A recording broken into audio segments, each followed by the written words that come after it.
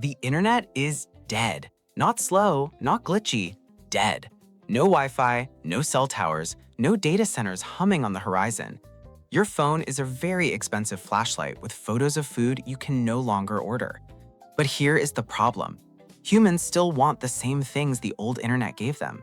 News, gossip, directions, a way to yell at strangers in other time zones. So the question is not how do we get the old internet back, it is how do people build a new one from scraps, from radio static, from cables stolen out of dead buildings. If you had nothing left but smart brains, junk electronics, and a reason to talk to someone beyond the next hill, you could bring the net back from zero. It would look ugly, it would grow slow, it would change power, but it would work. Here is how that rebuild starts. First problem. When people say internet, they usually picture magic, blue glow, spinning icons, little cloud symbols that promise everything lives up there forever. In a collapse, there is no up there is only over there. The old net was simple under the skin. It was just a way to move tiny chunks of information across long distances using wires, radio waves, and machines that agreed on a few rules. If you want to rebuild anything, you start with those rules, not with an app, not with a website. With the most boring things, messages, paths, and a shared way to talk. So step one is mental. You stop thinking, I am online. You start thinking, my message needs a ride. Imagine you write a note on a piece of paper and hand it to your neighbor. That is a network of 2. Now your neighbor walks it to the house down the road. That is a network of 3.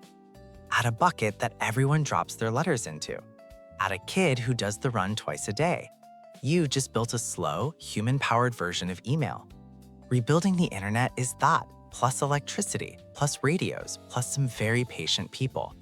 Your first goal is not global connection. Your first goal is one working link between 2 groups that cannot shout to each other directly. One way to move a message beyond line of sight. One agreed language for those messages. 2 hills, 1 valley, 1 radio in each camp. That does not look like the internet you remember. It is the same idea under a microscope. The world that lost the cloud has to relearn that every giant network starts as a handful of ugly links between neighbors who bother to talk. Once that clicks, you are ready for step 2. You build a village net out of junk and line of sight. You start small, 1 town, 1 patch of houses that still have roofs, some power, and a pile of dead tech in drawers. The old internet had fiber and towers. Your version starts with line of sight. Step 1, hunt for hardware. Old Wi-Fi routers, broken laptops, phones with cracked screens, ham radios, walkie-talkies, coax cable, Ethernet cable. Any box with an antenna goes in the pile. Nobody throws antennas away now. Step 2, pick the high spots. Water towers, apartment roofs, grain silos, office blocks. You want any place where 2 points see each other without hills in the way. The old world used maps and surveys. You use eyeballs and 1 cheap pair of binoculars. On each high spot, you set up a node. That node might be a small computer salvaged from an office with a big flashlight battery. It might be a router fed by a bike generator. It might be a ham radio hooked to a laptop that survived in a desk drawer. Each node covers a slice of the town. Houses in range talk to it over Wi-Fi or cable. Nodes talk to each other with directional antennas built from old satellite dishes and kitchen strainers with metal mesh. It looks ridiculous. It works. Now messages move across town without a runner. This is a mesh. Nodes pass traffic for each other. If one link dies, others take the load. Slow, ugly, local. Still the same basic trick as the global net you remember. People start to use it. A street posts water status. A block shares routes that still feel safe. A clinic lists supply needs. Someone rebuilds group chat from scraps, because humans will always find a way to share bad jokes. Your town has a net now, small, hungry, and ready to grow. A town net is nice. It feels big until you hit the fence. Then someone wants to know what is happening in the next valley, or if the dam upstream still holds, or if anyone out there still makes antibiotics. That is when the old habit comes back. People start to stretch wires and radio waves past the horizon. The first links are ugly. A small group of radio nerds dig their gear out of basements. Shortwave sets, long wires, dusty manuals with coffee stains from 1998. They take over a roof and start listening. They hear static, then voices, then data tones that sound like angry birds.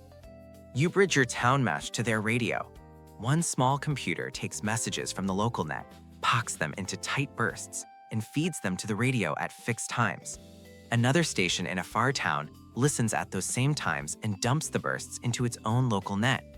You have built something slow but powerful, a store and forward link.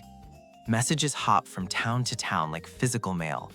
Not instant, not slick, but each hop is faster and safer than walking them across empty roads. Traders help too.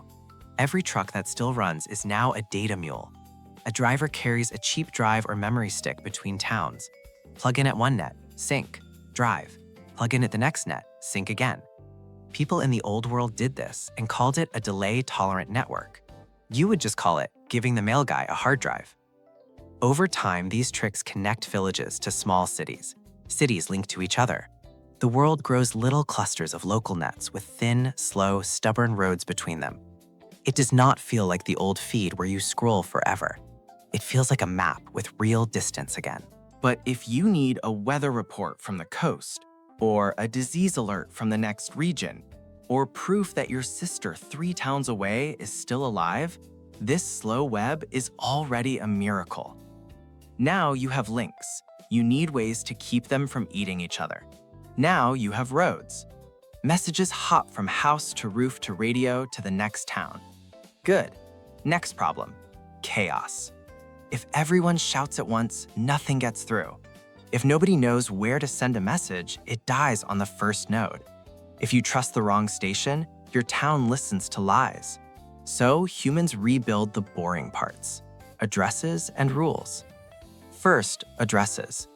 People start simple. Each house or group on the town net picks a short name: Clinic, East Farm, Tower 3. For outside links, they add a town tag: Clinic at Ridge, Tower 3 at Harbor. It is not pretty. It is clear. A message tagged Clinic at Ridge knows it belongs to the Clinic node in Ridge. Every node that sees it checks, do I know a path closer to Ridge or not? If yes, it forwards. If not, it passes the job to someone smarter. Over time, the tags grow. Towns cluster into regions: harbor.north, ridge.south. Routes get known.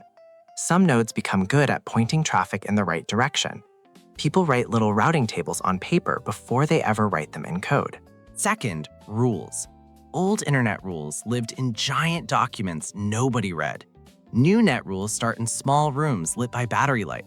Radio techs and local admins sit together and agree on a few simple things: size limits for messages, times when long-haul radios send data and times they stay quiet for voice, how to mark a message as urgent or bulk so it does not clog the same pipe. They argue, they test, they drop rules that break things and keep the ones that let everyone sleep at night. Third, trust. Every network ends up with gatekeepers, people who run key nodes, people who control radios that reach far. In the old world, you trusted a blue checkmark. Here, people trust history. A town that fakes flood warnings gets blocked. A node that keeps spamming trade odds when others send medical alerts gets pushed to a slower lane. A station that relays disease reports fast and clean becomes a known anchor. Some groups start signing messages with simple shared secrets or physical stamps at the local node. If it has this code, it really came from our clinic. It is crude security, but crude is better than open doors. After a while, the net gets a spine. There are clear ways to address a message, common rules for how to move it, and rough trust about which paths are less rotten than others. It still drops packets. It still feels held together with tape and spite. But if you send a weather report from harbor.north, there's a good chance Ridge South reads it before the storm hits. Now, there's one more question. Who owns this growing tangle of radios and wires? And what happens when someone tries to turn it back into a weapon or a throne? Give humans a working network, and sooner or later, someone tries to sit on top of it. In the old world, a few big companies owned huge pipes and giant rooms full of servers. If they had a bad day, a lot of the planet had a worse one. So the quiet fight in this new net is simple. Do not let any one person hold the off switch. The first try at control looks friendly. A group with money and fuel rolls in and says, we can make this faster. Bigger antennas, more power, real servers. In return, all traffic goes through them.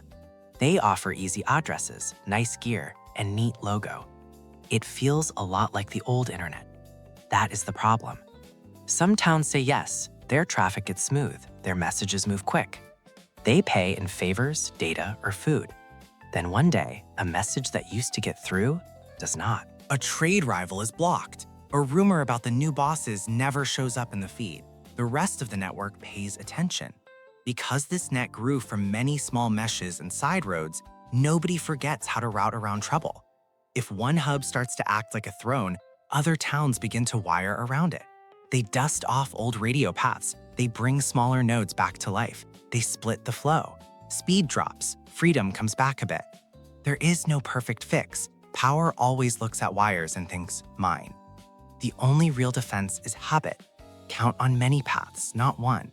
Encourage more small nodes instead of fewer big ones. Teach every town how to run at least one link on its own. The new net will still grow bigger. It will still gather clusters of control. People will still fight over who gets to speak the loudest. But there is one big difference.